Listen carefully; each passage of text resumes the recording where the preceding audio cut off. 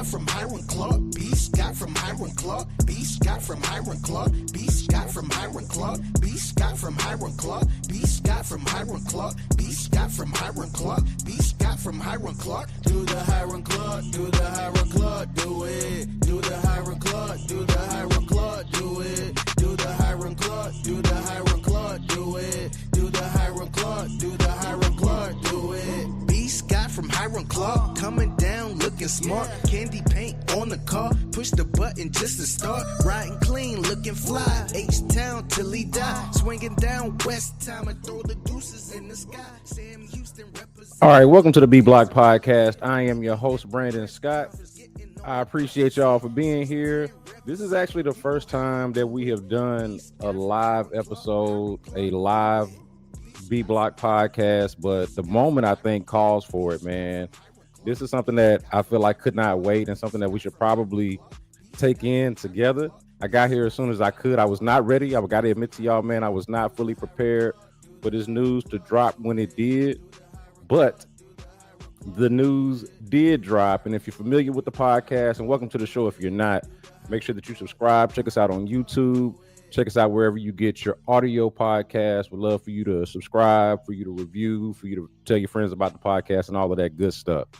But let's not waste any more time here and get straight to the meat of the matter. The Rockets have traded for Kevin Durant, or at least have agreed to a trade for Kevin Durant. Is that the official verbiage? It doesn't become official until July 2nd, or the trade can't be formally completed until the new league year starts July 6th. But from what we know, based on Shams Charania's reporting at ESPN, which is probably where we were expecting to get this news, is that Kevin Durant is headed to the Houston Rockets in exchange for Jalen Green, Dillon Brooks, the number 10 pick in this year's draft, which y'all remember, there was a lot of consternation, if you will, about the Rockets not getting a higher pick because, and of course, the Mavs and the San Antonio Spurs getting the top 2 picks, which seemed like it kind of hurt your chances and maybe even helped the Spurs specifically, their chances having the number 2 overall pick if they wanted to pursue Kevin Durant. And if Kevin Durant at the time, we didn't know if he in fact wanted to go play there. And so the way all of this works out is that the Rockets are going to get Kevin Durant. I made the case on the last episode that I did here, and you can check that out on the podcast feed. I made the case for Kevin Durant to the Rockets, made the case for both sides, for the Rockets and Kevin Durant. The only question for me at the time was what would the motivations be for the Suns? What were they looking to get out of this? What were they trying to accomplish? Did they want draft picks? Did they want an established player or players to help them not be bad or as bad immediately? Like how did they view their own situation and how Kevin Durant could help them, how the Kevin Durant trade could help them improve it? And so I actually even want to start there in terms of this trade and what I really think is remarkable about it. And you have to forgive me if I come back to this again, but really the fact that Rafael Stone, okay, and look, I'll remake the case for Kevin Durant in just a second, but just assuming that you think that this is a good trade, and I just want to be on the record that I do. I think this is a fantastic trade for the Rockets. The fact that Rafael Stone was able to, and the Rockets brass were able to make this happen without giving up the most valuable draft picks or one of the most valuable pieces of the core, which, whether you agree with this or disagree with this, it seems pretty clear that they started to view the priority of the core a lot differently in terms of where Jalen Green stacked up in the pecking order. It was clear that Amen Thompson, even going into this season, but certainly by the end of it, when he's an all-NBA defender and Alperen Sengun has his first all-star season, it became clear where Jalen Green, despite being the leading scorer on the team on the number 2 seed in the West, became pretty clear where he was on the pecking order, or in the pecking order of the young core. So you didn't give up either of the top 2 guys that you prioritized, which would have been ridiculous to do. And you didn't give up any of the premium, what I consider to be the premium draft picks, in only giving up the number 10 overall pick, and the second round picks. So what essentially amounts to what I think amounts to very important role players. And I think that whether Jalen Green was going to be on this team or not, I think that like if he was going to be here, the reimagined role needed to be as a little bit more of a role player, a little bit more of the guy that, supplements what you're already trying to do with Alperen Sengun and Amin Thompson, hoping that he takes that step. So, like, you didn't give up that, and you didn't give up any of the premium picks, and you get Kevin Durant. Okay, so it allows Kevin Durant to take over the Jalen Green minutes. And as I stated in the previous podcast, man, Kevin Durant is still one of the premium scorers in all of the NBA. Okay. He was, and I'll recite these stats for you. He was the best in the NBA on jump shots and mid-range shots. Meanwhile, the Rockets were one of the worst teams in half-court offense, one of the worst teams in effective field goal percentage off of dribble jumpers. They were one of the worst teams in effective field goal percentage on all jumpers, right? And then you bring in Kevin Durant, who is literally the best still, even at about to be 37 years old, is the best still at that exact thing. So, like, to me, this is a win trade for the Rockets. And look, the Suns, for what it's worth, they did get a really good player in Jalen Green, and now the promise of Jalen Green, and I know this is what a lot of people who don't like this trade, what a lot of them don't like about it is, and I even saw this in some of the response, is giving up young and promising for old. But now the whole young and promising thing with Jalen Green is the Suns' problem. Like it is the Suns' thing to tackle and to hope that they can tap into this clear and obvious potential that Jalen Green has. And so they get to bet on that. Whereas the Rockets, an actual real team and ready-made team to win, even without Jalen Green, and especially without Jalen Green, and you just sub them for Kevin Durant, they get to bet on the reliability and dependability of Kevin Durant when he plays. And he has played over the last couple of years. So what this means for the Rockets is that they get a reliable and consistent perimeter scorer and a shot creator that fixes those half court issues that we talked about, or that I just talked about. They get a shot creator that fixes their half court issues. And these are things that showed up not just in the regular season, but in the playoffs, even as Jalen Green was their best perimeter scorer, led them in scoring overall at 21 points a game, had the 38-point performance in game 2. And we saw how all the other games in that series went. This is something that showed itself up for the Rockets, both in the regular season and in the playoffs. They fixed that with Kevin Durant in terms of having a reliable and consistent perimeter scorer. They also, and I'm talking about, Alperen Sengun and Amin Thompson as the key to the centerpieces of the rebuild, or I should say the young core. Rebuild is over with, right? They were the number 2 seed. The young core. This I think clarifies to me who exactly the young core is, with Jalen Green being out of the picture, and of course Kevin Durant being older. To me, this clarifies who exactly the young core for the Rockets is, and that's Sengun and Amin Thompson as the priorities. And I think on top of that, they've got some potential high-level role players that can contribute to winning, specifically in Tari Eason and Jabari Smith, no matter where they fit into the rotation. Okay. Speaking of Jabari Smith, this was something that I was trying to think through, and forgive me for even doing it out loud on social media before I really thought it through.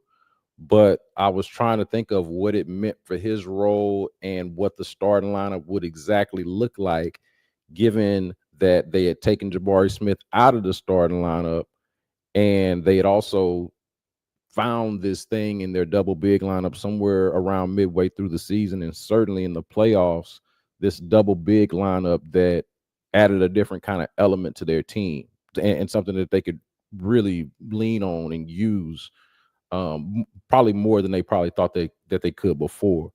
So, so I was trying to think that through. Like, what's the best way of going about a starting lineup? It is, no matter what you do, it is much taller now, right? With Kevin Durant in the mix. Okay, now Kevin Durant is obviously older and not necessarily the defensive presence that he would have been in his prime, but he's still tall. He's still tall and can move around. So it got me thinking about Jabari Smith, and I think you can get him back into the starting lineup. This trade allows you to get Jabari Smith Jr. back into the starting lineup, and more importantly, I think reestablish his role, which I think a lot of Rockets fans were concerned about, whether he'd be on the team or not. Like, do they know how to use Jabari Smith? Are they going to properly use Jabari Smith? Or is he just going to be some afterthought or throwaway somewhere within their rotation? I think Jabari Smith Jr. is going to benefit greatly from being around Kevin Durant. My guy Big Sarge mentioned this on social media. I saw him mention this. And it was also something that I was thinking as well, though, that like he's going to benefit. Jabari Smith Jr. is going to benefit from being around Kevin Durant. I think it'll make him a better player, both by playing off of him. Kevin Durant means more spacing. More spacing means more shots for Jabari Smith Jr., or potentially more shots for him. I think he's going to benefit both by playing off of Kevin Durant, stretching the floor, as I mentioned, and then just whatever he's able to soak in from being around him every day, I think is going to be valuable. So, like, I'm excited about that element of it. Another thing, and I think this is very specific to Rockets fans, but I'm going to point it out. Fred VanVleet is still going to shoot a lot. I want y'all to be prepared for that. Like, I don't want Rockets fans to be like thinking that because Kevin Durant's on the team now that every now and then Fred VanVleet is not gonna heat check it and see what is talking about on a different on a specific night. But if you are one of the people that grew impatient with Fred VanVleet, I think it's important for you to understand that it was a lot of times either Jalen Green's inconsistency that necessitated a lot of these heavy doses of Fred VanVleet, and I think even more so in the playoffs than anything. But it was like exposed in the playoffs. Like, if Jalen Green don't got it, and on most nights in that 7-game series he didn't. Okay, it was important that Fred VanVleet did. And let's be honest, if Fred VanVleet hadn't, it would not have even been a 7-game series against the Golden State Warriors, because other than the one game, Jalen did not have it. So I think that, it's important to understand that JG and his inconsistency, I think that at times, at critical times, necessitated some of those heavy doses of Fred VanVleet. I think that Durant's consistency is going to actually put that in check and back into its proper place. Whereas it's still something that's there. It's still an element because, look, like I said, Fred VanVleet is going to heat check it. But I don't feel like he is, whether consciously or subconsciously, is going to feel pressure to take over a game or shoot the lights out because the other guy with the ball isn't able to do it, or for whatever reason isn't able to find it. You're going to have, again, the most consistent, one of the most, if not the most consistent shooter in basketball on the squad. So that part is important. I mentioned keeping the draft picks earlier. This is really the big one, though, because to be able to swing this trade, man, that's the part that's really getting me, is how he was able to swing this trade without giving up too much of the core. When we talked about this last week on this podcast, and when I was on the radio talking about it, I was pretty clear. I would have given up even more to get Kevin Durant, but I thought it was smart from a negotiation standpoint, to stand your ground, like lay down some boundaries and stand your ground on that. You don't want to and I'm not negotiating, right? I'm not a part of the deal, so I can tell you what all I want to give up. But I did think it was important that the Rockets stood their ground and didn't give up too much to get Kevin Durant. That was part of the appeal from the beginning. Is not only it was twofold, that Kevin Durant perfectly and seamlessly slots into your exact needs and weaknesses as a team, but also the price to get him should not be as massive as, say, a Giannis Antetokounmpo, or even, and I know a lot of people try to connect these dots, but and it was hard to do so with the Desmond Bane trade. But even a Desmond Bane, right? It shouldn't cost you 4 first-round picks and a couple of your rotation players. Like it just it won't, because the guy is older. But and this is the part that I think people are forgetting. Like he is more of an anomaly than your average older player. Like most guys at 36 years old, like people want to point out how old he is. But and we'll get to this in a second. But most guys at 36 years old don't lead the league in shooting percentage, in jump shots and mid-range shots and off the dribble jumpers. Like the numbers are out there that he did that. I wish I had the numbers on how many people have done that each year. Like who is the league leader in that year to year, and how many times has it been a 36-year-old?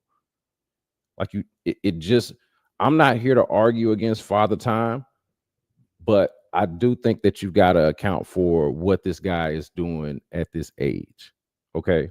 So I don't want to do too much navel gazing on this, but I thought that not giving up the young core, not giving up too many valuable assets in terms of the draft picks. This part is important. Like not giving up that 2027 Suns pick, that 2029 Suns pick. And a lot of people are criticizing the Suns for this part. Like, how do you not get any of your future back, really, other than this number 10 overall pick, which probably isn't going to be much in contribution to that future? Jalen Green is going to be much more valuable than that, right? But those other first round picks, right, were probably viewed as, I would say, even more valuable than Jalen Green, right? Like those are potential lottery picks, potential franchise changers, right? So I don't want to, again, I don't want to do too much navel gazing here, but I thought it was an excellent job by Rafael Stone and the Rockets brass for understanding the moment, for understanding which side was more desperate to swing a deal than the other, right? Like the Rockets were not desperate for Kevin Durant. They did not necessarily need Kevin Durant. Now,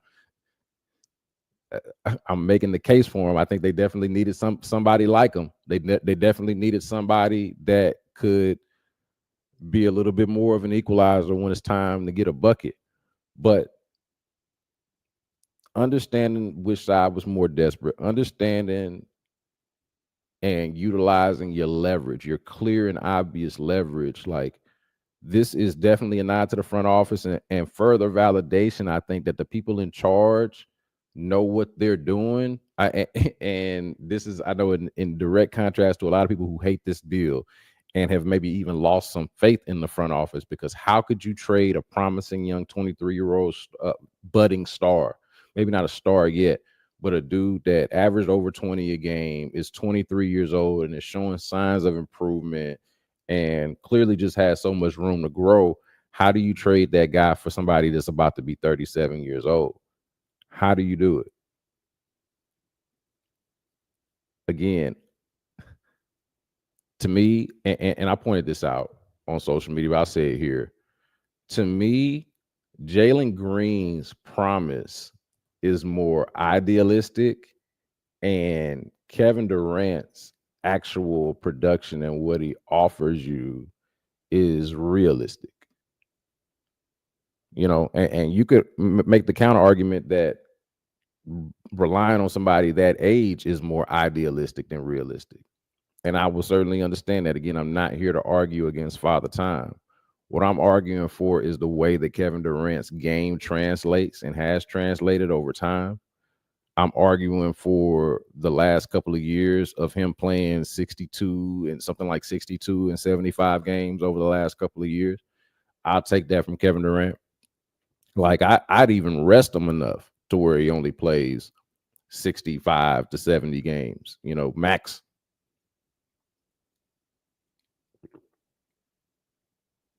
And I think it's just important to note the situation, So credit to the brass. I think there is some security for Rockets fans in knowing that this thing is well run and swinging a trade like this. Like if you're gonna do the Kevin Durant trade, this is the way to do it. And swinging a trade like this to me is a pretty good indicator that this is a well run organization at this point, which I think was for a while a question, and to me is not a question anymore. So what this means for Kevin Durant, okay? Kevin Durant is finally going to get that next act that he's been looking for, I think, ever since he left the Warriors like 6 years ago or whatever it was. Like this is the next act that he, I think, wanted Brooklyn to be, and that it ultimately wasn't. I think it's the next act that maybe he was hoping that the Suns would be after he got traded there, but it obviously wasn't and was never going to be, especially after they pulled that Bradley Beal trade. But to me, like this works because it's Ime Udoka's team. Alperen Sengun and Amin Thompson, as I mentioned earlier, are the emerging stars, I think, in this league and on this team, who I think are going to end up carrying this team a little bit more than people are probably expecting with Kevin Durant's arrival. But Kevin Durant is still going to be exactly the thing that they need him to be. Like he's going to get to do exactly the thing that he does best. I think he's going to be able to do that without having to necessarily be the straw that stirs the drink. I think that's going to be Ime Udoka. That's going to be Fred VanVleet. That's going to be Amin Thompson. I think obviously Alperen Sengun is going to have a role in that. I think Kevin Durant gets to join a team, a leadership team, as opposed to being viewed as, hey, guy, come show us the way, come show us how to do it. I think that Kevin Durant is going to be able to lead by example, I feel like, and probably offer whatever insight he wants, but had that tone already set, So like this is cool to me, honestly, man, because like the Rockets aren't trying to make a new team like they were trying to do in, say, Brooklyn, right? And they're not the cluster that the Suns were and are. The Suns were when they got there and certainly are now, right? Where in Phoenix, it screams incompetence and them being way over their head, to the point I was making earlier about this appearing to be a well-run franchise, both how they conducted this trade and what they had built leading up to it. Like you're not running into a wildfire in the way, from Kevin Durant's standpoint, not running into a wildfire the way he was with Phoenix. So that's big. The Rockets, as I mentioned, they didn't have to give up everything to get them. Like they didn't have to give up everything that's good about them to go get KD. Right? So this team that they got with KD, they didn't have to give up everything to get it. And like Phoenix did. That to me is a key difference when we're talking about sort of this journey, So while on the one end, I think you can state the case for how it hasn't worked for KD in all of the other places that he's been in, I think you also got to provide the caveat of how individually excellent he was in all of those spots. And we don't do this in basketball a lot because we figure a superstar, a superstar driven league, you put a superstar on a team, that team should have success, especially if he's supposed to be the level of Kevin Durant. But I do think that when we do the history on this, that you need to have that caveat of how individually excellent he was, okay, on these teams that did not work out, and how he's been in this time, and how this Rocket situation appears to be better than the ones that he was walking into these last couple of times that this has happened, right? Like for example, the Brooklyn thing, we understand why that didn't work. It almost did. And it's kind of one of the, I think it will be one of the ultimate what ifs for for that era of the NBA. One of the ultimate what ifs if COVID doesn't happen, or if they've got a different approach to COVID, or if New York, whatever, wherever I'm not here to litigate COVID and the politics behind it all, but we understand that there was a conflict between the COVID policies and Kyrie Irving, and that threw a really odd wrinkle into the whole team dynamic that they had. That I don't think is something that you can really account for in NBA history. It's unlike anything else. So what was that? What would that look like? Eric Spencer, appreciate you here. I think I can pop these up, right? Eric Spencer mentions he was hurt the majority of time in Brooklyn. They almost won. They also almost won there. That time when he wasn't, when he had his toe on the line. Like, his biggest crime in Brooklyn was having his toe on the line and going there in the year that the world shut down, man. Like, and also, I want to point this out again. Eric Spencer mentioned he was hurt the majority of time in Brooklyn. Okay, but he was healthy the last 2 years. So what does that account? How much does that count? Or how much, which one matters more? What happened 4 or 5 years ago in Brooklyn, or what's happened over the last couple of years in him playing 62 games last year and 75 games the year before that? And the fact that he's healthy right now. You're not trading for an injured Kevin Durant.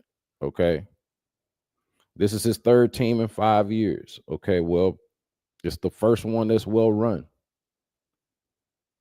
It's the first one that's well run. It's the first one that's not trying to fit Kyrie Irving, the personalities of Kyrie Irving and James Harden on it with Kevin Durant. It's the first one that didn't gut everything else that it had around after that, right? So Phoenix guts everything that they have around Kevin Durant. So Kevin Durant's out there with Bol and Devin Booker. Like, the Suns, that they just weren't a very good team. And I watched them play. I watched the Suns play the Rockets. I watched them here, man. I watched guys like Bol and I'm trying to remember who else, that they had a couple of no names come out there and ball. Ty Washington was out there doing his thing against the Rockets. I mean, that's what they were down to. Kevin Durant. I don't think y'all real Rockets fans will know this name. And this is not to take a shot at Ty Washington. But Kevin Durant was out there logging minutes with Ty Washington in Phoenix. So, yeah, I think Phoenix is about to have 5 shooting guards. Hey, man, 5 out. Positionless basketball. Let's get with it. H-Town, and I appreciate y'all interacting in the chat. Those of you who are joining us for this. H-Town Henry, yeah, COVID threw the Nets plans into a tailspin. I think people just forget about that. I don't know why. I don't know how it is that Kevin Durant, the only one until he got injured, but like the only one that really seemed like he went there and did things semi-right, like he had. And again, I'm not trying to litigate this whole thing with Kyrie Irving and the COVID stuff, but you had Kyrie and the COVID thing, which is just a very much a curveball. And then you had the ripple effect of that on James Harden, right? And James Harden kind of becoming disillusioned with the whole thing, right? So, and we know how that ended with him there. It was a mess. It was a mess. And I think if COVID doesn't happen, that's a very interesting season for the Brooklyn Nets, and we would reflect on that a lot differently and reflect on Kevin Durant's career a lot differently. H-Town Henry, Suns were booked 8. They were booked KD and a bunch of Jags. I mean, this is my thing about it. Like, I feel like if you're just reading about the NBA or following the NBA on social media and kind of just leaning on some of the narratives, then you'll lean on some of the stuff that's real kind of easy to say, like, Kevin Durant's old. It hasn't worked out in the last places that he's been. These things are true, but without context. Kevin Durant is old, but also is performing at a level that guys at his age don't particularly perform at. It has not worked out in the last places that he has been, and so it has therefore been a failure at these last few places. But he himself individually has not been a failure these other places that he has chosen to go to, by the way. And I don't want to make him blameless. It seems like I'm making him blameless for his situation and the way things have played out for him. And I don't want to do that, but I do want to put it in its proper context. He was mostly excellent when healthy at these places. It's a fact. Appreciate Golden Life for being here. He says, and I was ages as I was ages as F, ages AF early on, but not having to give up major core guys is a plus for me. This I think has to be like this has to be top of mind. Okay, top of mind. And it would have been foolish and a disaster to have given up major core guys. Whoever you view those major core guys to be, it's just clear that the Rockets view Jalen Green to either not be that guy, or at the very least, I thought about this too, just kind of as another way of looking at the Jalen Green thing. This works out for the Rockets because, like, he didn't turn out, or at least 4 years in, does not appear to be like the guy that is going to be the best player on a championship team. Certainly he has that kind of talent. That's the reason why you draft him number 2 overall. That's why you give him $100 million type of extension. But based off of what we saw, what we've seen over the last 4 years, over his first 4 years in the NBA, and certainly what we saw in his first postseason appearance, it does not seem like he's going to be the best player on a championship team, but he's still a valuable and useful player. Like, you know, we did all of this debate about what the lineup production looks like when Jalen Green is on or off the floor, his on and off stats. And like, I know those stats. I saw those out there, but I don't feel like there's a stat that can tell you that this guy can't play basketball at all or doesn't have any kind of utility. And so the way it works here is he's just good enough and certainly makes enough money now to where he's not the guy that's going to get you over the hump, but he is a guy that can help you get somebody better, somebody that you can make a part of a trade, make a part of a package to go and actually get that guy. And that, to me, obviously, if this works out, but even just logically on the face of it, that to me is a win. You know, to draft a guy number 2 overall, hope that he becomes that frontline guy.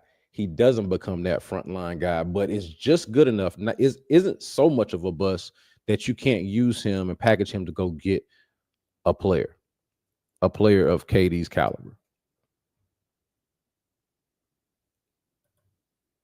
Eric Spencer, I want to shout you out, man. KD is old. I've been watching basketball since the 80s, and one thing is always consistent.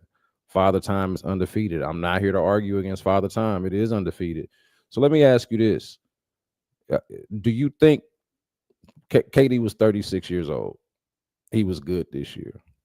Okay. How long do you, and I think we have to at least acknowledge that. Like, if you can't get with me on Kevin Durant was good this past year, I don't know how we're going to have a conversation. But if you acknowledge that he was good this year, how long do you think he could be good? And this is an honest question, because I feel like this is a good point of disagreement. How long can KD continue to play at the level that he's playing at? I'm willing to bet on, and it looks like the Rockets are willing to bet on, that he can play at this level for another 3 to 4 seasons. Can play at this level for another 3 to 4 seasons. We could be talking another 2 to 3 seasons. It could, to Eric's point, because KD is old. I'm not arguing against Father Time. To Eric's point, he could just fall off a cliff and not be good at all next year. It could happen.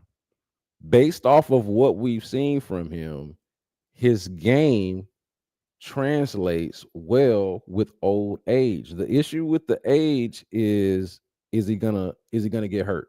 I'll give you that. When you're older, I'm I'm not trying to be obtuse about this. When you're older, you're obviously much more prone to having shit break, much more prone to injury when you've got more miles on you and you're older. I acknowledge that. But played 60 something games this past season, 75 games the year before that. And not just that, to this point, you say you've been watching basketball since the 80s. One thing that's always consistent, Father Time is undefeated. Did you have anybody in the 80s leading the league at 36 years old, leading the league in field goal percentage on jump shots, mid-range shots, and shots off the dribble? Where is, haven't watched basketball since the 80s. Where's the example for that? Where is your KD counterfactual or your KD comparison here for over the years when you've been watching basketball? When have you seen a player at this age play at this level? LeBron's been doing it, right? Like, this is kind of either, you could either look at it as a new thing or just its own thing, a separate thing, a thing that not everybody is able or capable of doing. And I think that's what you're looking at with KD. All right. So I was going to get to this at some point, and I already started talking about it, reading through the comments, because you got me fired up on it. But I love the pushback, because I kind of just assume, I've been on this on the radio and on this podcast for months now. Kevin Durant is the most logical solution to their issues, the most logical trade to make. So I mean, I'll get to some of these things. Let me get to a couple more of these comments, but I do appreciate you, Eric, for being here, man. We got and you got a couple more comments we'll get to. B Scott, I wholeheartedly agree with you. From Sherlock, appreciate you, Sherlock, for being here. B Scott, I wholeheartedly agree with you. Can't wait for next season. Hopefully he can make it through the season and the playoffs. This is the big question. It's just a risk that I'm willing to take. You know, I was in a group chat kind of just reacting to this and was just saying, like, I'm not here for being risk averse on the injury front. You know, like, obviously if Kevin Durant gets hurt, or if Kevin Durant ends up playing like 50 games over the life of the contract and doesn't, like, it flames out, like, yeah, you're gonna regret some things, and you're gonna be doing like the parallel universe. Okay, so what's JG over there doing? What's Jalen Green over there doing in Phoenix? I think that'll be perfectly fair. I'm willing to bet that 3 years from now, Kevin Durant, let's say 3 years from now, as Kevin Durant is approaching 40, that he'll still be a better player than Jalen Green. I'm willing to take that bet. I'm willing to take that bet and take that stance. I think that Kevin Durant will be a better player still at 40 than Jalen Green will be at 26, or whatever it is. And we can disagree on, reasonable minds can disagree on that. But I'm willing to take that bet, for sure. We're trading him to be that guy. He has never been that in almost 10 years. I don't know what you mean, Eric. He's never, I mean, he's the 2-time Finals MVP, one of the all-time great scorers. I just gave you the numbers on his jump shooting. And I was, I was trying to make this point. I don't know if I did a good enough job of it earlier, but I don't actually think, like, he's going to be that guy because he's Kevin Durant. He's going to be that guy because he's going to be their best perimeter scoring option. But I was trying to hit on this earlier about it being Ime Udoka's team, about them already having some established leadership with Fred VanVleet, and then Amen Thompson sort of being built in all of the right ways, in terms of like how you want one of your franchise cornerstones to be built. You know, like, I don't know exactly what you mean by that guy. If you just mean by, because on the basketball court, he is that guy. If you just mean from a leadership standpoint, but I don't think he's entering into a situation that's got a leadership void the way, let's say, maybe it did with the Suns once they lost Chris Paul, or once the Chris Paul, Devin Booker, and I'm already that whole Chris Paul, Devin Booker, DeAndre Ayton combination that went to the finals. It had Chris Paul on it. You know, once you get KD in the building, and it's KD and Devin Booker. You're expecting that to be KD. Like, I think that I don't think they've got a leadership void that he needs to come in there and fill. So I think they're going to be fine from that standpoint. He just need to come in and get buckets. Just need to come in and get buckets. Got to remind y'all too, this is my first live show, so I'm barely getting used to reading comments and gathering my thoughts at the same time. But I appreciate the patience. Golden Life, yeah, he's a grinder. Can't deny bro work ethic, but seeing that and him still ending up high floor, low ceiling is telling. Yeah, man, I think, and I'm assuming Golden Life that was in. Oh yeah, okay, that's talking about Jalen Green. Yeah, no, I think Jalen Green's got a good opportunity to sort of reset things. A good change of scenery for him.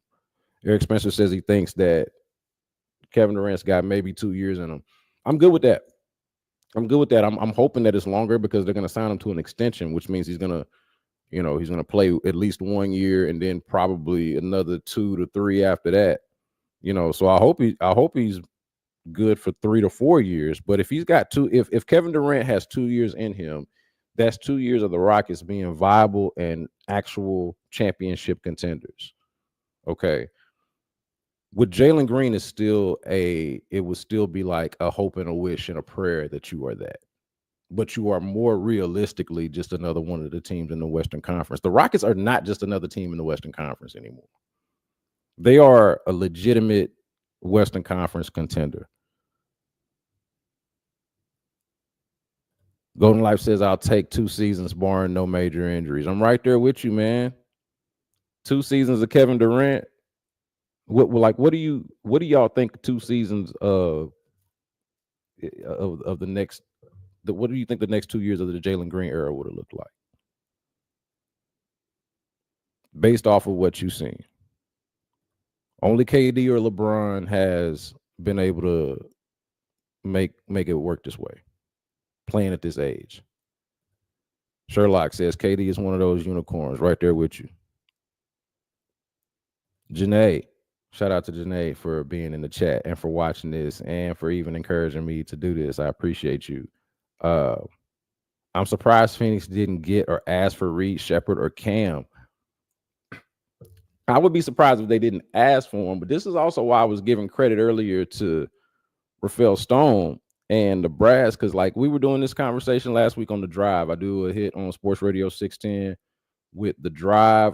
It's called The Drive with Sterner and Hughley. We talk at 4:40 and 4:40 on Wednesdays. That's Central Time. And like he was asking me, Ron was like, did I think, and Ron also, Foolish Club Media, want to shout out, I hadn't done that yet. Shout out to Foolish Club Media. This I'm sure you'll be able to find on Foolish Club Media. So it'll be archived there, and also check out everything that Foolish Club Media is doing, from the Nightly Fix, some of the other projects that we got going on over there.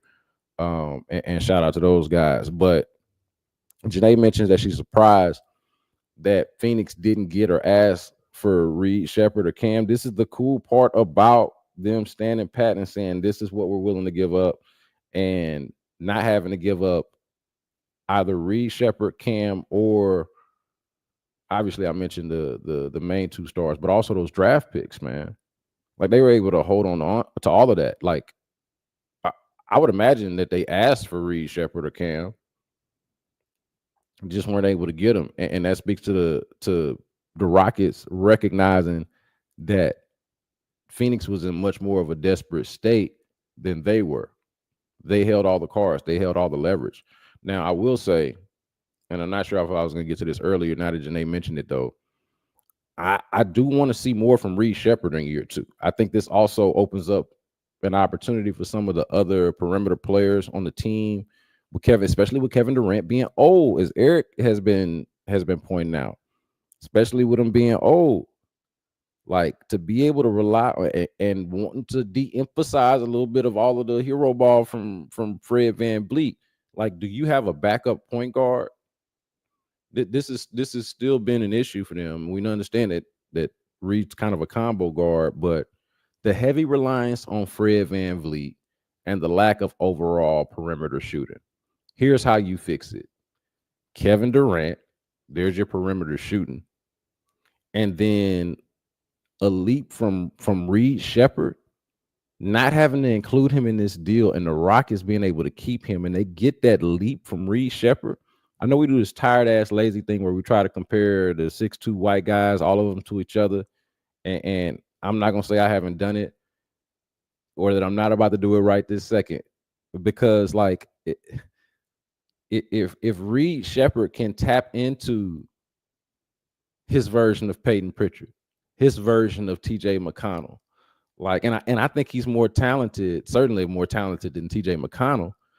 I mean, look, forgive me for doing the white guy thing, but you see the vision, right? If he can be that adds another element to the team, and you're a better shooting team just from the internal growth, something that I think that they've talked about, of wanting to grow from within. What if Reed Shepherd is better than what people think based off of what he was able to show in his rookie season? I still point out that game that he had against OKC when they played all their guys, and I forget how many he went for, but he looked the part. That's huge for the Rockets. Golden Life says, kudos to Stone for standing pat. I'm right there, man. I'm right there. Anyone who thinks KD is somehow not a generational talent is crazy. I think we all know that he's a generational talent. I think the question is, how long can that generational talent stand? Which I get that question. I'm just saying, why are you not willing to bet on it based off of what you've seen? Based off of what you've seen, right? He's not just old and still playing. Like, I don't want to take a shot at Jeff Green, but Jeff Green is somewhere around Kevin Durant's age, right? Jeff Green is older and just kind of still playing. Kevin Durant is not just old and still playing. He's old and still leading the league in key metrics and categories. DJ Waller mentions Fred VanVleet as the leader of the Rockets. KD just needs to come in and put his 25 up and go home. I mean, simple enough. Fred VanVleet, leader guy. Everybody else on the team, the whole damn team, and to Jalen Green's credit, I thought he would have been included in this. Obviously, Dillon Brooks would be included in this, but everybody on the team defends. Everybody on the team defends. Fred has a size disadvantage, a size and I think athleticism disadvantage, but defends. Doesn't have an effort problem. Everybody else has a tall and athletic, like a length and athleticism advantage.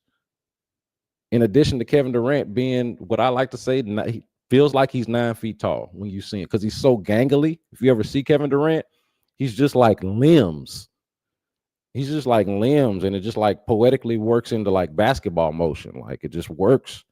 But he's just this gangly dude who is probably right at 7 feet, but looks like he's taller, seems like he's taller. And you got him with a gang of athletes between Amen Thompson, Tari Eason, Cam Whitmore. We'll see how he ends up kind of working into things, but the length, everybody is either long, athletic, or both. Outside of Fred VanVleet, everybody is either tall, athletic, or both, and willing to play defense. I like this question from Eric. I wish I got into it earlier. Will just getting buckets hurt team chemistry? This team was built on whoever's hot. I think it's going to help team chemistry, and I think it's better to not be built on whoever's hot if all of these whoever's are not consistently reliable to be hot. Like, you just got to pick a guy to be hot. I think it's an interesting and like fun thing, but this is more reliable. And I was talking about this on the previous episode, Eric. You don't have to go check it out. I'll just tell you now. I think that this helps the fact that the coaching staff, and I hate to criticize the coaching staff on a day like this, but the coaching staff doesn't really seem to have all of the answers on offense. Like, you talk about team chemistry. The offensive identity of the team very much is, hey man, go get a bucket. ISO, pick and roll, Alper Şengün post ups. It's a lot of what it is. It's a lot of what it is. So if that's what it's gonna be, what you need is better ISO players. You need better pick and roll players, and you need better shooters. I think that pick and rolls with Kevin Durant will be better. Obviously, ISOs will be better, and spot up shooting will be better. He's just a better bucket getter. And you can still ride the hot hand. Him being there is not going to mean that, like I said earlier, Fred VanVleet is still going to be about the heat check. Amin Thompson is still figuring out his offensive game. Alper Şengün was an all-star this year. You think they're not going to give him the ball? They're going to still give Alper Şengün the ball. It's going to happen. I mentioned the Jabari Smith thing, the Jabari Smith Jr. thing. Kevin Durant, that's going to stretch the floor. Jabari Smith, advantage Jabari Smith. He's going to get the ball.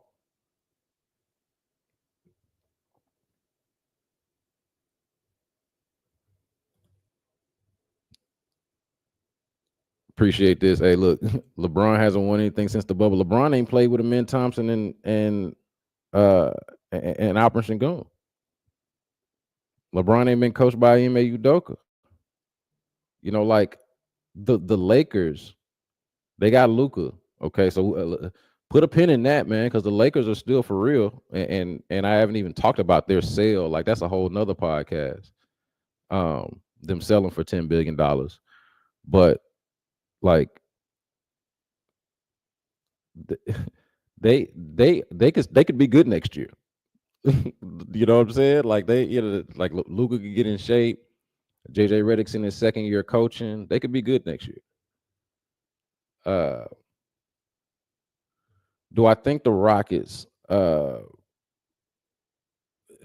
Buble, am I pronouncing this correctly? I hope I am. Do I think the Rockets will regret this trade in 4 years? I don't think so. Like, so the only way that the Rockets would regret this trade is if Kevin Durant has some kind of, knock on wood here, that Kevin Durant has some kind of debilitating injury in this year, like this season, and it's one that keeps him out for the majority of this season, possibly next season, and certainly something that like makes him even weaker as an aging player. Like honestly, if you get the one healthy year, like let's say they go to the finals next year.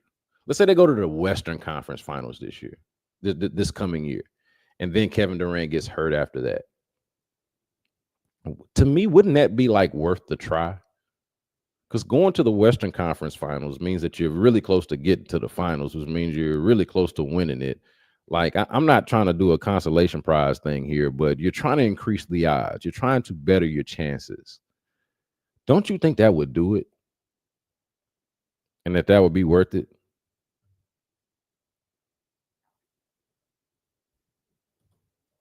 DJ Wall, I like that you point this out. An underrated part in this is the Rockets still got the Suns' draft capital and assets past KD's projected timeline in Houston. Smart. And so let's talk that through. Why does that benefit the Rockets? Because two ways. If it doesn't work out, they still got these draft picks and they could try this again. Like they could just draft another Jalen Green, perhaps, right? In theory. Or since they didn't get a picks up to get Kevin Durant, what if the next play, there seems to be a star on the move or available, like if not every offseason, every other offseason or so. That's why I don't like to talk about these the next 7 to 10 years type of conversations. Man, I don't know what next offseason going to look like, or the offseason after that, who might be available, what the situation might be. Ime Udoka is a great example, not to bring up too many sins of the past, but when he went to the finals with the Boston Celtics, before some shenanigans came out, people probably expected him to be the coach there for the next 10 to 12 years. When they won the finals last year, the Celtics did win a year and then and then won it last year. Won a couple of years ago with Ime Udoka, and then won it last year with Joe Mazzulla. People probably thought that they could win 2 or 3 championships.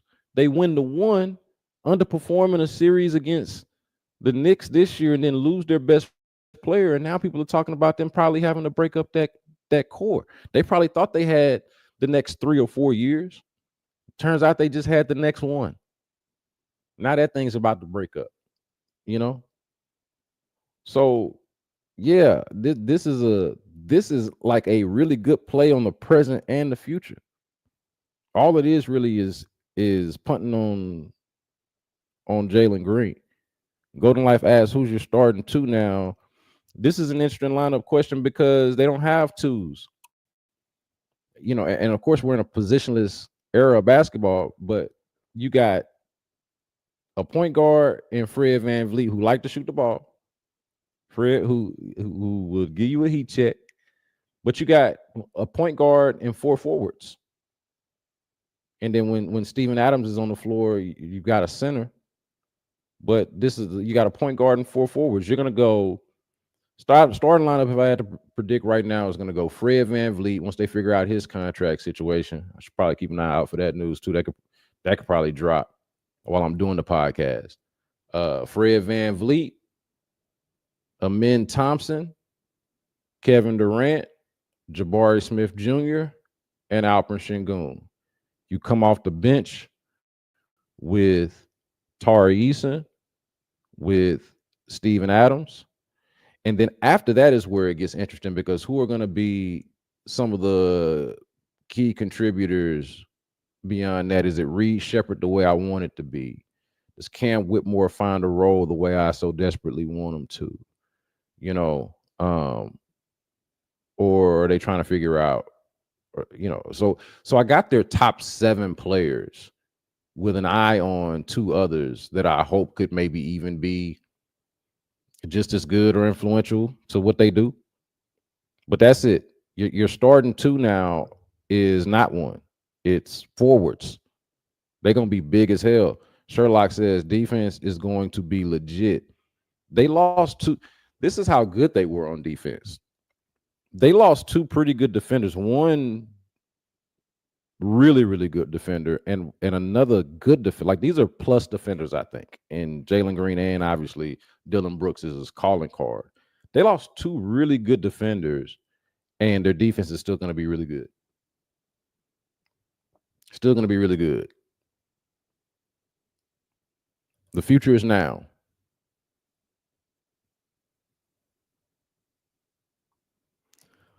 Janae asked if the Rockets are going to make any more moves. Do I think they should? And mentioning that they still got a lot of capital. I don't like they definitely have a lot of capital and are in position to make more moves. I don't think that there's another big move out there that they're going to make after this. Like, I would say that it's like unlikely.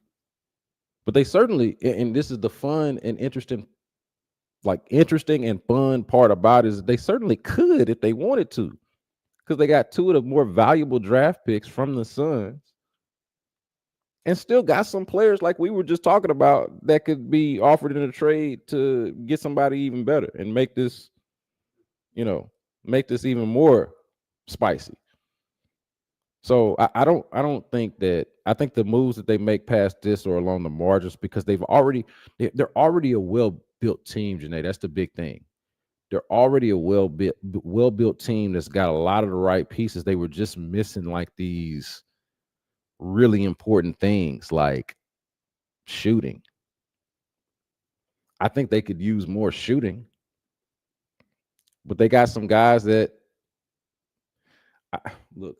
By taking out an inefficient scorer and putting in an efficient scorer, I just don't think enough can be made for how important that's going to be and how much of a difference that's going to make.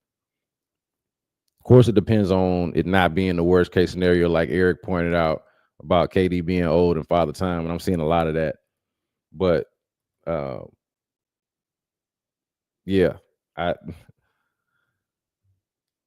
think this was the move. This was the easiest and most logical and sensible move.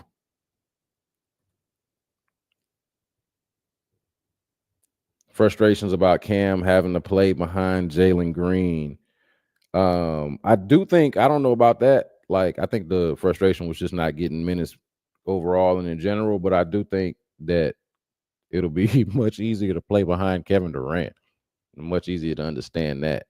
Because like when Jalen's having one of those, and I'm not trying to make this pile on Jalen Green Day. I think, he made some improvements and it just wasn't quite good enough. And there is something to be said for being good enough to be like the key piece to a Kevin Durant trade. I can appreciate and respect that. But yeah, playing behind like it's especially when Jalen's having some of those games like he had in the playoffs.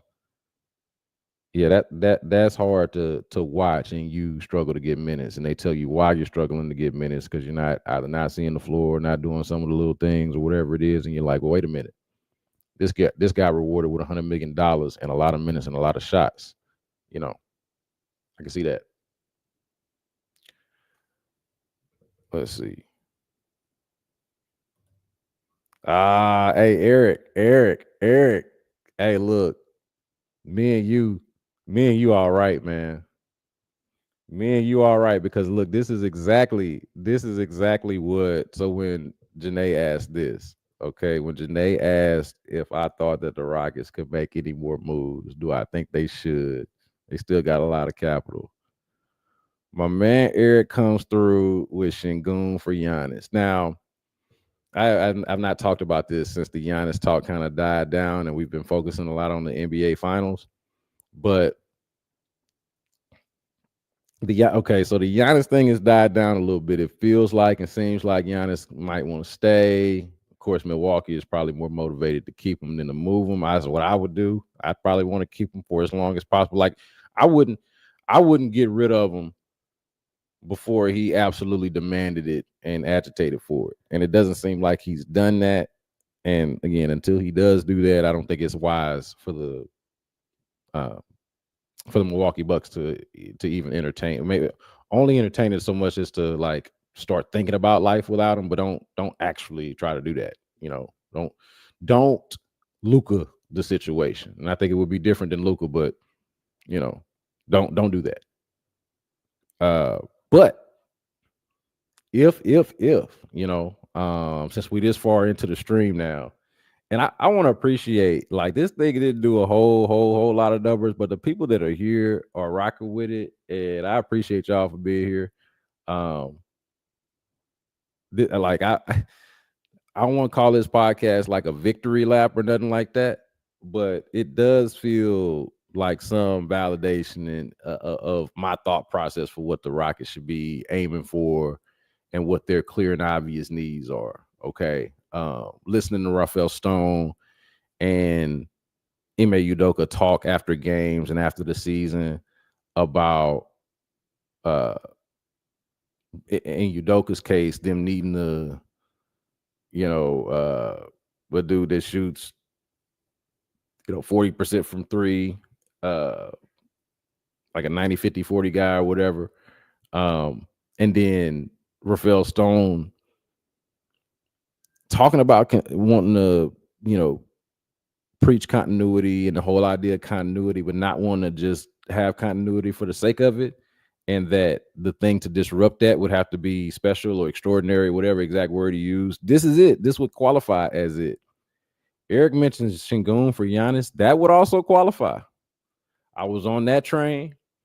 I've been all about like giving credit to the young core that the Rockets have built for making the improvements that they made and for becoming a number 2 seed and everything that we've seen over the last couple of years, especially since Ime Udoka's been here. Like I've loved pretty much every moment of it, but also been about leveling up and trying to expedite this process and speed this thing up, and especially like cash in on the chips, like if Jalen Green is good enough to be the centerpiece in a Kevin Durant trade and Alperen Sengun is good enough to be the centerpiece in a Giannis trade, I'm not going to cry about this. I'm not going to deem those guys as objective failures for that either, because that's That's part of the game. That would make them very useful. Eric, man, we seeing it from the same lens. What if you could find a way to package Şengün, them draft picks that you didn't have to give up, had KD and Giannis in there, still with a min and still got a Min Thompson. Maybe you keep one of Jabari or Tari. I don't know if you have to give up one of them in a trade like that, but I assume not both of them. Get to keep one. Let's say that Reed Shepard thing happens. Maybe let's say you don't have to give him up, and that thing happens. But it's a Giannis KD team for the next couple of years. What would you think about that? Hey, Eric, I'm intrigued, dog. I'm intrigued. Say JG paints his nails black, KD paints the court red. I look, I don't understand the nail painting thing. I'm not gonna pretend to be cool or hip or whatever the hell it is the kids are. I don't get it.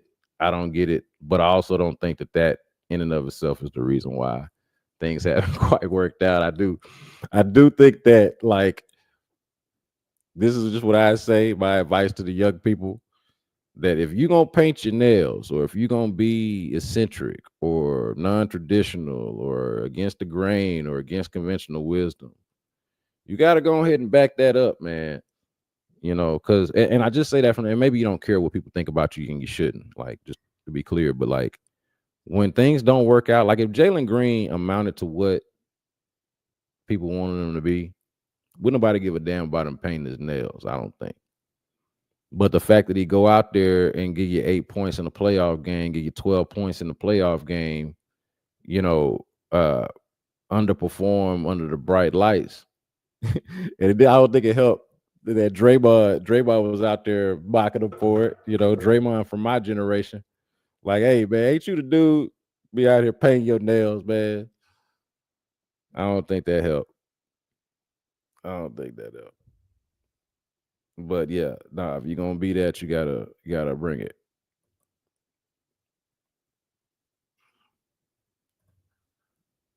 Let's see what is KD and Giannis keep the. Hey, look, I'm good.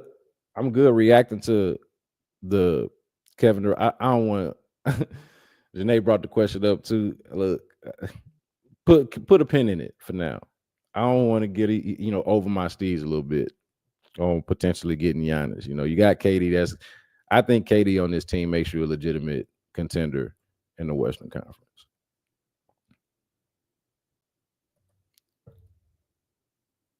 I'm fired up about the trade, but must admit I was in keep Jalen Green. Explain that for me, though. Explain that for me in the chat, Senor Buble, hopefully, or Buble. Hopefully I'm pronouncing that correctly. But explain that for me in the chat.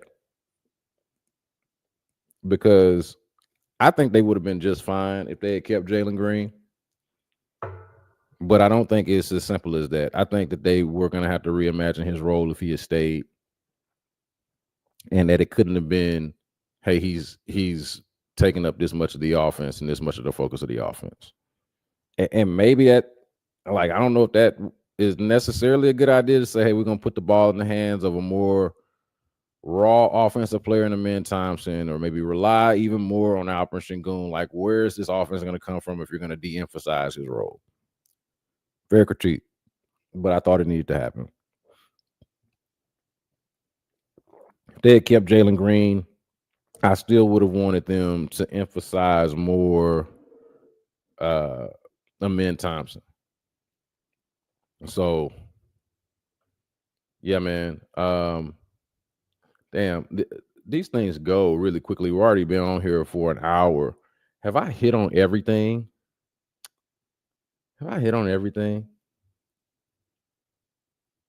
Talked about the age, like, because I did want to address the critics. I can do this again, just in case anybody missed this. I think that KD's game just ages well, you know, because these are the criticisms of KD, or the arguments against getting him, right?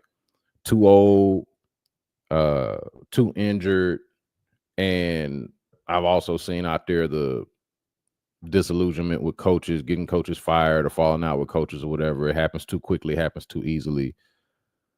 I think that these are some fair criticisms, but I would still push back against them because I think the argument against them is stronger than the argument for them. You know, as I mentioned, I think he's got a kind of game that ages well. I think that we've seen Kevin Durant look as an older player very similar to what he looked like as a younger player, because a lot of the game is just predicated on his shooting and ball handling ability on top of being tall. It's like, and I think I mentioned this the last time on the podcast, it's like, what if you took your perfect shooting guard and made him 7 feet tall? Or what if you took a 7-footer and made him into the perfect shooting guard? He is a reimagination of what a basketball player is supposed to look like. Point blank. Jalen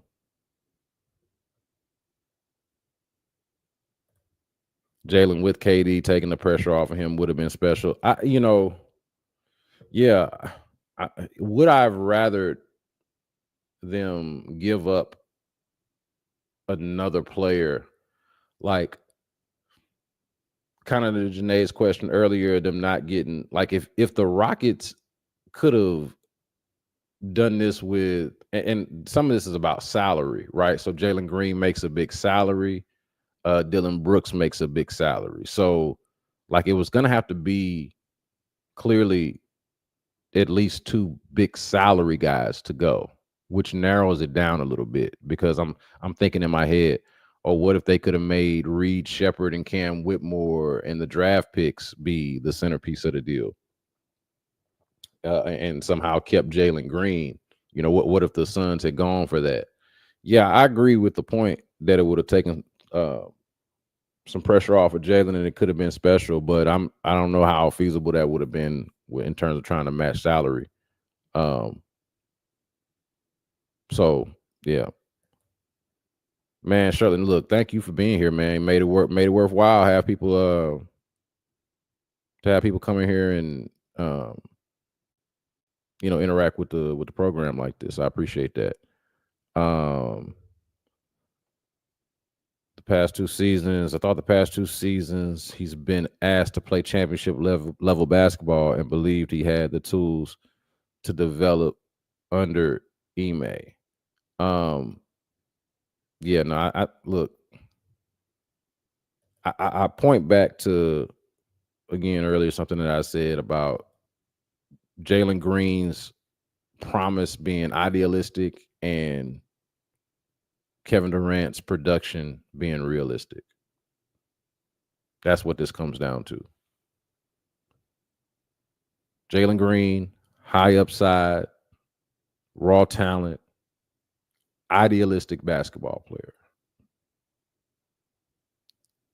Kevin Durant, the leader, even at 36 years old, the leader in jump shots, percentage in jump shots, percentage in mid-range shots, percentage off the dribble jump shots.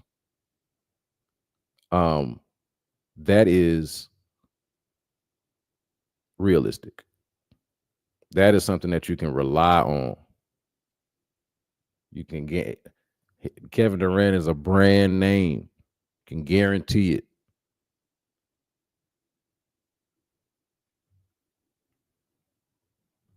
This has been pointed out quite a bit. The Rockets ranked 27th in effective field goal percentage on off the ball dribble jumpers, or on off the dribble jumpers, I should say. So dribble jump shot, 27th in effective field goal percentage. They've got the best in the game at shooting jumpers off the dribble. 24th in effective field goal percentage on all jumpers. They got the best jump shooter in basketball.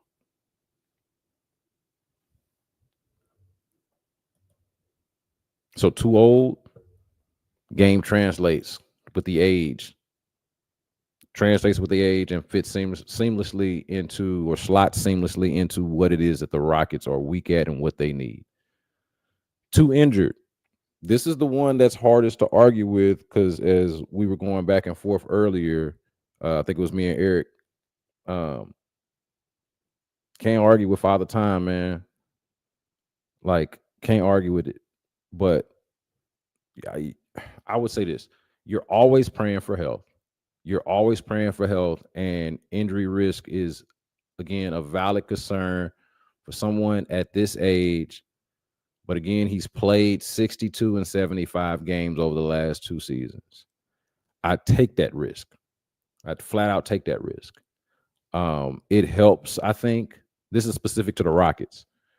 I think it helps that the Rockets have a young, talented team around Kevin Durant, and you shouldn't have to overwork him the way that Phoenix was having to overwork him just to put a respectable, borderline respectable basketball product out there. To me, like the answer to the whole too injured, too old concern for the Rockets, it should be leaning on Alperen Sengun, leaning on Amin Thompson as central figures to what the Rockets are doing. With KD, to me, is more of a fixer for what they don't have. You know, to me, you're still prioritizing the growth of those two guys, and I'm for one excited about it. Like excited to see, like if I'm being honest about it, I think that Alperen Sengun is about what he's gonna be, which is pretty damn good. Like hopefully he's better with the bunnies in the playoffs. Hopefully he's better around the basket and his offense is more like, and he talked about this, hopefully his offense is more like year 3 than year 4, even though he's an all-star in year 4. He said, and I would agree as somebody that watched him play, that he was actually better the year before. Like I'd say I hope he, I hope he does that. I hope he returns to that. I take that. But what he is right now is basically, I think, what Alperen Sengun is going to be, which is just fine. Just fine. I'll take it. I'll take that. One of the better big men in the league. I'll take it. But Amin Thompson, though, right? To me, that's a big, big, big thing. Like, don't lose sight of what this could potentially be. I've talked about this, man. I think Amin Thompson could be Kawhi Leonard. You know, the raw, primarily defensive guy who doesn't have much of an offensive bag, but is strong and athletic. And once he figures out how to find his spots and works on his jumper, especially his midi, should be able to get to wherever he wants on the floor based off of the size, athleticism, and commitment to the game. I'm really excited about him. The coaching thing, and I'll get to some more of these comments in just a second. Hell, we might have got through all of them. But the coaching thing, I think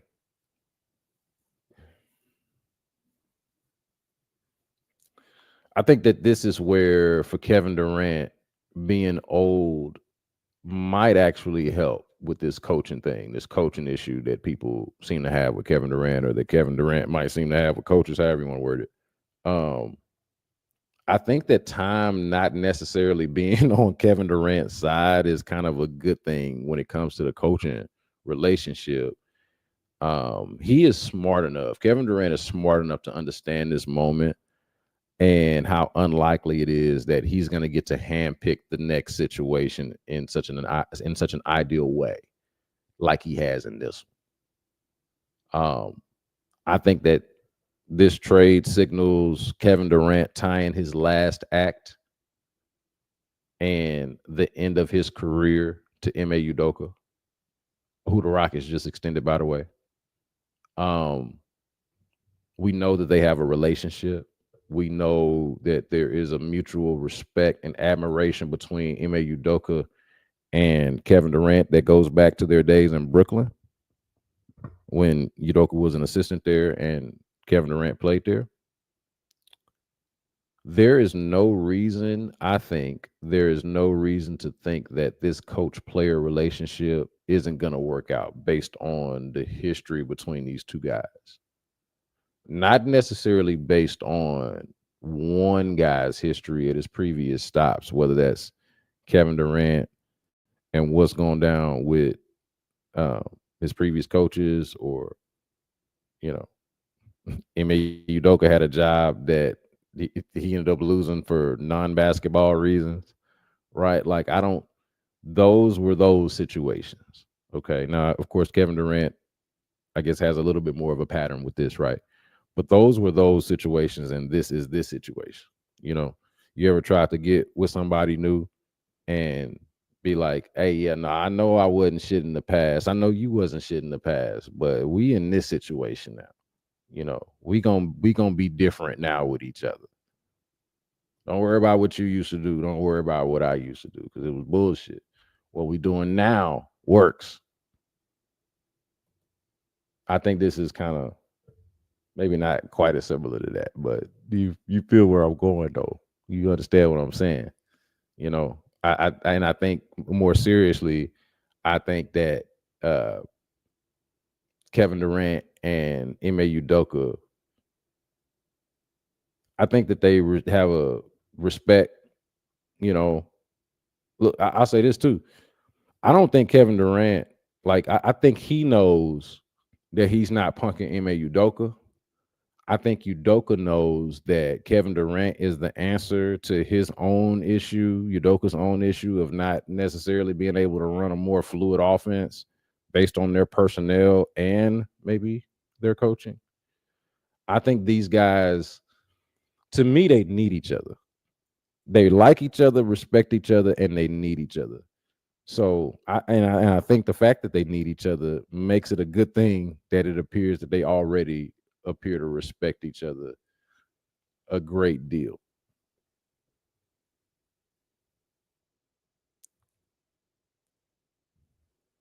Now, before I get out of here, like I think that there is a certain yeah, literally it is literally like plug and play for what the team is missing.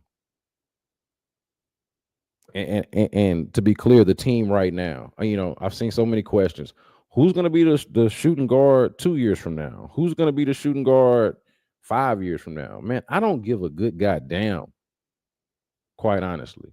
Kevin Durant is the plug and play right now.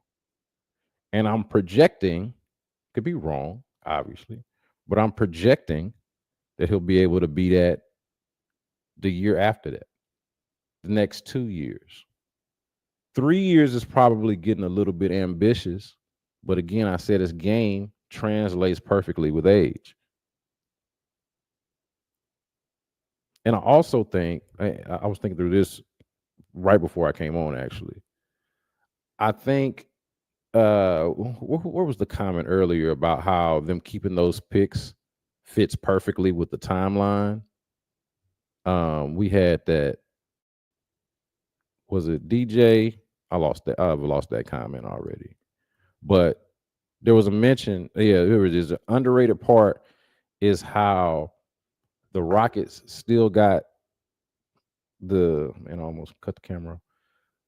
An underrated part is how the Rockets still got the Suns draft capital and assets past KD's projected timeline. How about this? Because I agree with that. How about this?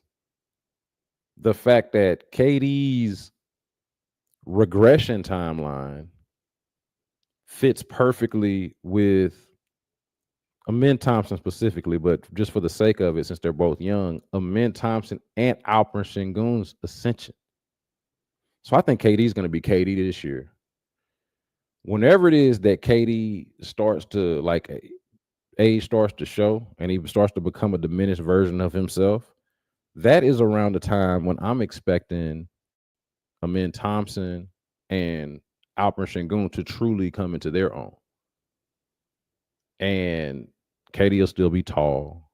KD should still be a bucket, even if he's not necessarily the same shot creator he was when he first got here.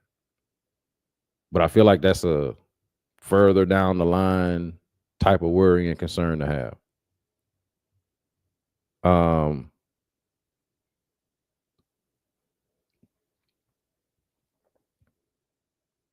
let's see what else we have here.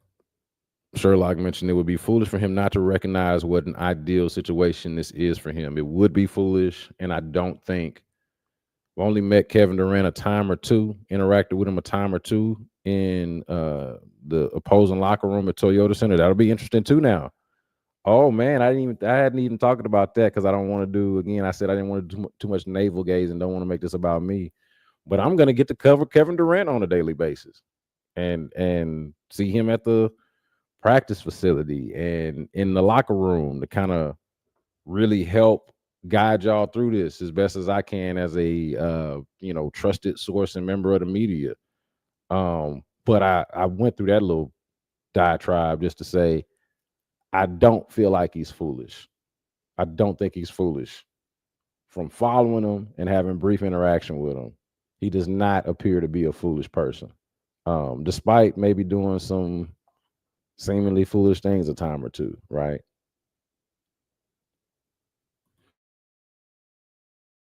Like I think you can argue some of the back and forth with people on social media is foolish, but I don't begrudge it because I've been there myself. I know what that looks like. Uh, hey Eric, stick around, Eric, because I'm gonna get to this question that you asked in the chat, and if y'all are in the chat, y'all see that question. But I think I want to actually end on that. So let me just say this part about the Kevin Durant stuff, and I appreciate everybody's been like cool to interact with, and even when we disagree, I think it's reasonable disagreements. But I do want to point out the one thing that I can't argue with that I've seen about Kevin Durant is like the not liking him part. Because I didn't come on here to make y'all like Kevin Durant, tell you why you should like him or why you shouldn't like him or any of that. All right. Like I saw someone say that they don't think um, they don't think that he's gonna play basketball, that he's gonna even be playing basketball in the next few years, and compared him to like a basketball version of Aaron Rodgers, which I'm not really sure exactly what that means. Maybe more just in terms of more sideshow than substance. Um, I would push back against it, man. Kevin Durant at this point is a way better basketball player than Aaron Rodgers is a quarterback or football player. Um, I I stand on that. Kevin Durant is a much better basketball player at 36, 37 than how old is Aaron Rodgers now? 40, 41. I stopped. I stopped counting. But he's better. Kevin Durant is better at his job now than I think Aaron Rodgers is at his. Now, in his prime, peak Aaron Rodgers, different conversation. But today, better. But I just want to say though, like that to me seems a little bit personal, you know. And I think KD is a big enough deal, a big enough historical figure, and has been around for long enough for people to have developed their own personal feelings about him, even if they're delusional feelings. I think people have developed their own feelings about him, despite like not really knowing him. And I think that if you don't like KD for some type of personal reason, it's not for me to try to convince you that this is a good deal. And it's not for me to try to convince you that you should like him. Doing the Aaron Rodgers comparison a moment ago, like I got to the point to where I had enough of Aaron Rodgers. You know, like I'm good on Aaron Rodgers, and this is coming from somebody who, at a time when back when Tom Brady had just 3 Super Bowls and Aaron Rodgers had the one, and he still just has the one. But back when that was, I'm trying to figure out, just came through my back door while I'm recording or while I'm on live. Wasn't expecting to hear that. You're talking to somebody that had Aaron Rodgers is better than Tom Brady at one point. Now that take did not age well because Tom Brady went on to win 4 more Super Bowls and made that take look really silly. I will admit, but that's how highly I thought of him at one point. Now I think to this point, I have to acknowledge it. If If I was a Steelers fan, and I had that quarterback situation, I would want Aaron Rodgers. Or make it specific to if the Texans were in the Steelers situation or in a situation that they've been in at times, many times before, where they didn't have a quarterback and Aaron Rodgers was available, I'd want them to go get him, even though I find him off-putting. I don't. I don't really rock with him the way that I did at one point. I could do without Aaron Rodgers, but I wouldn't let that like distract me from or throw me off the scent of, hey, this person would better your situation. They're not so morally objectionable to where like like you're having like a moral conflict with it per se. You just don't really like the person.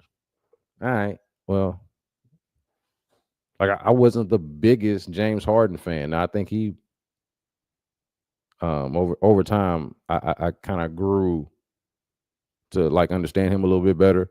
Don't love the way that thing ended, but you don't have to love the best player on your team or even like them. Um, or any of the players on your team for that matter. I know you prefer to, but it's a bottom line business. You know, I would want one of those guys on my team if there was an obvious need. So like if you don't like KD for personal reasons, I'm not gonna try to convince you that you should. But for me, I just wanted to come on here and deal with the logic and the reason. I think that KD has had like the kind of career that speaks for itself. And if he had if he had some kind of problematic like stuff off the court, I think that if there was a problematic off the court issue, it would be something for us to sort through. I do think that, and I would do it. But this just feels like, you know, oh, I don't really like that guy, his personality, and how he's navigated his career. I can't argue against how you feel about the dude, and I don't really have, any interest in doing that. For the record, I would even say, like, if we're gonna relitigate KD's legacy for a moment here, I didn't like him leaving OKC to go to the Warriors. I did lose some respect at that time, like for him in the moment and at that time, I did lose some respect. I certainly didn't like it as a Rockets fan, and we definitely saw how that played out. But I thought it was a weak move at the time to join the Warriors, especially after they had just beaten the Thunder the way that they had. To do a can't beat them, join them type of thing. I thought it was. I didn't like it. I didn't like it at the time. Didn't respect it at the time. But at the same time, I also understand basketball. I understand what appealed to him about playing for the Warriors. Um, about the way that they play versus how OKC was playing at that time with him and Russell Westbrook. I also understand that him feeling like his legacy is on the line and like feeling like your legacy is on the line and wanting the best opportunity regardless of what people think about what you do. I appreciate and respect that. And then as a credit to KD's greatness, which we weren't doing enough of on the front end because we hadn't seen how it was going to play out, but it definitely played out this way. As a credit to KD's greatness, he was able to join a team with another all-time great. That was Steph's team and remains Steph's team to this day. But he was able to join another all-time greats team with, by the way, some all-time great role players on it. And he was immediately the unquestioned best player on the team. No doubt about it. Won the finals MVPs, no doubt about it. Everybody knew. Everybody knew what time it was when Kevin Durant showed up on Steph Curry's team. How many players in the history of the NBA do you think could join Steph Curry's team, especially at that time? And it could join Steph Curry's team in 2016 and unseat him as the best player on the Warriors. There's probably a handful of guys that you could come up with, a handful of guys. But in terms of guys who have like played in Steph's and KD's era, right? It would only be probably KD and LeBron, at least at that time, right? Um, I mean, that's it. So to me, um, in a lot of ways, it's easy to knock KD for the Warriors thing, but it's also something to marvel at. How, like, at the same time he was able to go there, and like take the post. I think these are fair, even if they are conflicting and competing ideas. I think these are fair, since everything is not so much black and white. H Town Henry say, "Man, I don't have to like Kevin Durant's personality to just get buckets, dog." Yeah, I don't have a problem with his personality, from my standpoint. But again, to your point, H Town Henry, man, like, yeah, just go out there and get buckets. Like, I don't really like the whole, uh, or I'm not gonna say I don't like, because I just don't understand the whole painting the nails thing.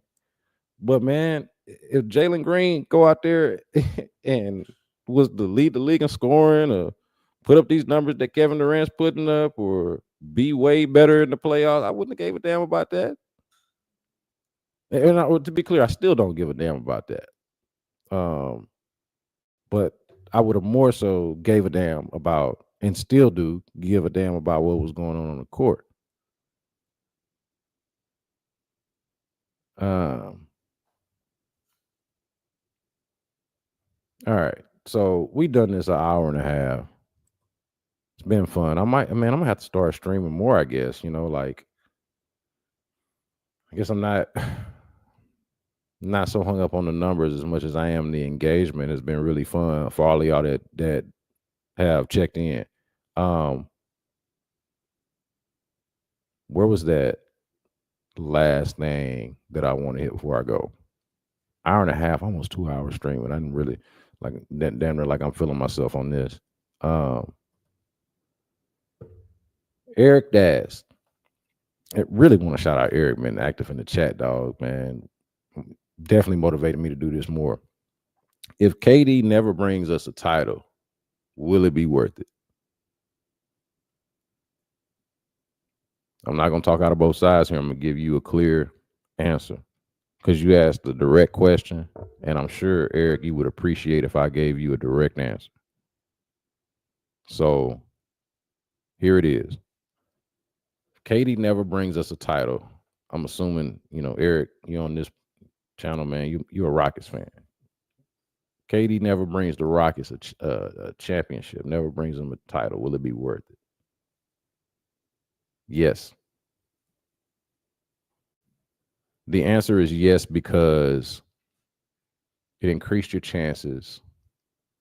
It showed your intention. You announced yourself as a serious contender by trading for Kevin Durant, by ridding yourself of a player who is useful, who is good, but who is more likely than not never going to reach Kevin Durant's ability. Is never going to reach Kevin Durant's heights. Talking about as a basketball player. I mentioned this earlier in the podcast, or earlier in the show. Kevin Durant at 37 is going to be better than Jalen Green at 23, 24. Kevin Durant at 38, the obvious qualifier is injury. If he's healthy, if he plays basketball, he is going to be a better basketball player at 38 than Jalen Green will be at 25, or whatever age he is at that point. That is a bet that I'm willing to take. That is a bet that I think the Rockets are taking, and I agree with them. If it doesn't work, if he doesn't bring you a title, the only thing that's going to make it not feel like it was worth it if he gets injured. I know everybody's concerned about that. If that happens, look, shit, egg on our face, looks a little silly, but you still got them draft picks. You know what I'm saying? You still got them draft picks. You still got Operation Shingun. You still got, like, I don't think it's the end of the world, but it is a failure if he gets hurt. But if he plays and you just simply don't win a title, there are a lot of reasons for why that could happen. You know, it's hard to win a championship. The Rockets ain't one but two ever anyway. And I was a child. That was 30 years ago. Eric, you say you've been watching since the 80s. You probably remember that, but I was born at the very tail end of the 80s. Remember them winning a championship I was a little boy, you know, elementary school age. They ain't won a championship since then. Have they just been failure the whole time? No, man. They've given us some moments. They've taken us on a ride. They've been fun to watch. Various eras, you know, from the Steve Francis era to the T-Mac era to the Harden era to even whatever this year was, the Shingun Thompson era, you know, yeah, and it's all been worth it for me at least. So yeah, I think it'll be worth it even if they don't win a title, because the whole point is to put yourself in that position. And I think most people agree that they are in that position. I've seen some people that think that they got worse. I don't know how you think that unless you just really don't like this guy. You know, and I'm giving you the benefit of the doubt that you know what you're talking about, that you actually watch basketball, because if you don't watch basketball, if you haven't really been watching Kevin Durant again, and all you've been doing is reading the tea leaves and kind of following the league loosely, then you don't really understand how good of a player this guy still is at this age, and you haven't had a chance to marvel at it. Watching Rockets games, assuming you do that, you will have a chance to marvel at it. Yeah, I think it'll be worth it.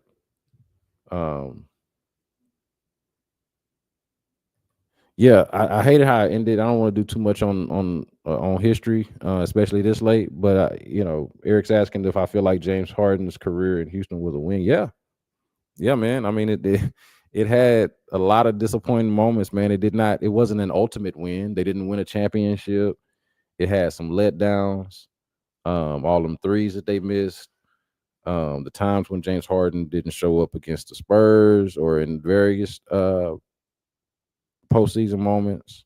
Not being able to take advantage of Kevin Durant's injury in 2019. And again, I mentioned all of the threes missed in 2018. And the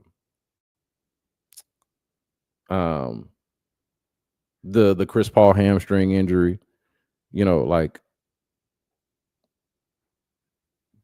disappointment. There was some like I think it was a win and a disappointment because you were right there. Like, think about it. The Cavs actually beat the Warriors in the finals. And you know, eventually so did the Raptors. But like, I don't know, like to me, the fact that you can look back on that era and say that the Rockets were the biggest threat to them in the Western Conference, and in some cases the biggest threat to them, period. That they could make a case that they could have won the championship in 2018 if Chris Paul doesn't get hurt. And that and that they just missed the opportunity in 2019 when Kevin Durant got hurt. Like, yeah, man, that was a win. They were a legitimate championship contender. So, messed around and did this for an hour and 45 minutes. Did not intend to do that. I don't know how. I don't know how we're gonna make this work for Foolish Club, but I hope we can. Shout out to Ron the show Hughley, and Steven Serta for everything that they're doing over there. Hey, Serta, this is coming your way, man. I don't know if you're watching, dog, but this is coming your way, and hopefully we can get it on the Foolish Club platform. But at least for now, man, this is it. Like, I think that this is overall a good move. No surprise, because I made the case last week for it. This is a big deal. The Rockets are immediately Western Conference contenders. The Rockets are immediately contenders in the Western Conference, immediately contenders to win a finals. Look, we're doing this just hours before Game 7 of the NBA Finals, and it's got the Oklahoma City Thunder and the Indiana Pacers in it. You can't tell me that this Rockets team that we just watched over the last year sub Jalen Green for Kevin Durant and, increased role for Amen Thompson, Jabari Smith Jr., Reed Shepherd, and whatever other young players, like that team can't do what the Pacers or the Thunder are in a position to do right now. You just can't convince me of that. A different champion over the last, how many years has it been now? 7? Different champion every year. Every year feels like it's wide open. But the one thing that the Rockets were missing was that guy. They got that guy. So shout out to everybody for joining, man. Like I can't tell you how much I really appreciate like the participation and the enthusiasm behind the topic. We'll see if this is something that I end up doing a little bit more often, going live. It felt a lot better than I anticipated, a lot better than I thought. We'll get guests too, man. Like if we're gonna go live, it don't have to be me talking for an hour and a half, 2 hours. So appreciate y'all for being here, man, for sure. Make sure that you subscribe, make sure you rate, make sure you review, make sure you tell a friend about the B Block Podcast. You can find it wherever it is that you get your podcast. And until next time, y'all be good.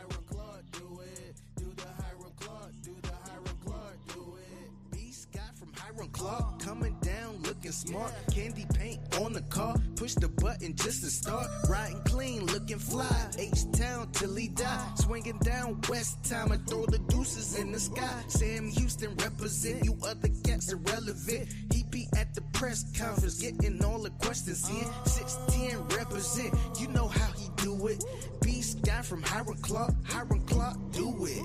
Beast got from Hiram Clark, Beast got from Hiram Clark, Beast got from Hiram Clark, Beast got from Hiram Clark, Beast got from Hiram Clark, Beast got from Hiram Clark, Beast got from Hiram Clark, Beast got from Hiram Clark, do the Hiram Clark, do the